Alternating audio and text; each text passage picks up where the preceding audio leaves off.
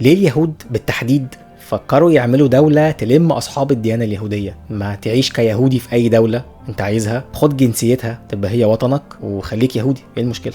زي المسلمين والمسيحيين كده. اشمعنى اليهود عملوا دولة قائمة أصلا على فكرة الدين؟ في العصور الوسطى اليهود كانوا أقلية دينية عايشين في أوروبا وسط مجتمعات أغلبيتها مسيحية، وطبعا كانوا منبوذين بسبب ديانتهم. كان المسيحيين بيقولوا عليهم قتلة المسيح، وأي كارثة تحصل اقتصاديا أو حتى وباء يقولوا لهم انتوا السبب يا فقر. حتى وقت الطاعون في القرن ال14 قال لك اليهود بيسمموا ابار الميه. اتطردوا من انجلترا ومن فرنسا ومن اسبانيا في 1492. يعني لو كانت اوروبا منفتحه شويه وقتها ومتسامحه دينيا اكتر، كان اليهود اندمجوا في الدول اللي عايشين فيها عادي جدا كمواطنين وخلصنا، وما كانش هيكون في حاجه لتاسيس وطن مخصوص ليهم. انما اوروبا العصور الوسطى كانوا سلفيين على ابوه، يعني ما يغركش الهيصه بتاعت دلوقتي. الحوار بدأ في 1897 في مدينة بازل في سويسرا. مجموعة من اليهود الأوروبيين بقيادة واحد اسمه هرتزل اتجمعوا قالوا احنا عايزين نعمل وطن قومي لليهود بقى، احنا قفانا ورم. لغاية قبل الحرب العالمية الأولى بسنة، وبريطانيا عايزة تكسب دعم اليهود في الحرب، وهرتزل عمال يزن لسه. فبريطانيا قالوا له ماشي، أوعدك هنعمل لكم دولة، ها عايز فين؟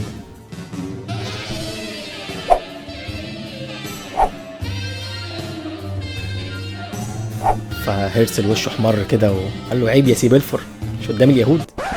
قال له عايز وطن دين امك فين؟ وطن اليهود، وطن الديانه بتاعتكم دي عايزها فين؟ تاخد في الارجنتين ولا اوغندا ولا فلسطين؟ فهرتزل انشجح كده وقال له ينفع اخد في الثلاثه؟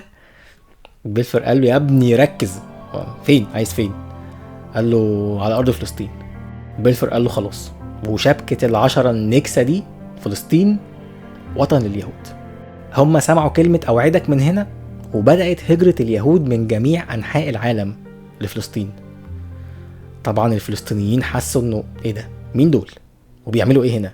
وبدأوا يقاوموا ويعملوا انتفاضات.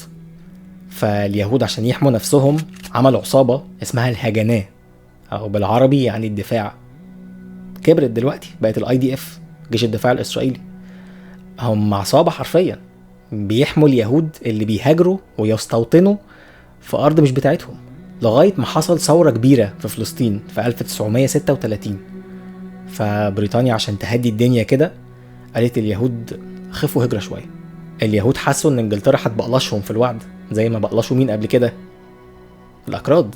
راحوا عاملين عصابة تانية متطرفة بقى اسمها الشتيرن. دي بقت بتضرب في العرب والبريطانيين اللي في فلسطين. انت متخيل انهم كانوا معتبرين بريطانيا استعمار لأرض مش بتاعتهم؟ يعني في تربنتينة في التفكير. يعني بريطانيا هي اللي أسست وطن لليهود، ولما اليهود لقوها عايزة تعمل توازن بين وجود العرب واليهود في فلسطين قلبوا عليها. لغاية الحرب العالمية التانية هتلر واللي عملوا فيهم الله لا يسامحه، لأنه كان السبب في استراتيجية المظلمة اللي الكيان اتأسس وعايش بفضلها لغاية دلوقتي. هم خدوا تعاطف عالمي كبير جدا بعد الحرب العالمية التانية، هو احنا في اوروبا بنقفقفهم بقالنا سنين، وهتلر حمص كام مليون منهم بقوا الضحية المفضلة للعالم. في 1947 الامم المتحدة قالت خلاص ارض فلسطين نقسمها نصين، اليهود ياخدوا نص واهلها اللي عايشين عليها بالفعل ياخدوا نص. اليهود طبعا اما صدقوا قال لك يا ريت موافقين، واهلها اللي عايشين عليها قالوا فحصلت حرب 48 اللي بكل أسف بقت نكبة 48. والموضوع بدل ما كان اتفاق تقسيم برعاية الأمم المتحدة إن هم ياخدوا 55% من الأرض وإحنا العرب ناخد 45%، بقى أمر واقع وبالقوة. بعد النكبة هم خدوا 78% من الأرض وخدوا الباقي كله بعد النكسة. يعني من الآخر كده ليه حصلت حاجة اسمها إسرائيل أصلا؟ الإجابة بسبب التطرف والغباء الديني في أوروبا في العصور الوسطى.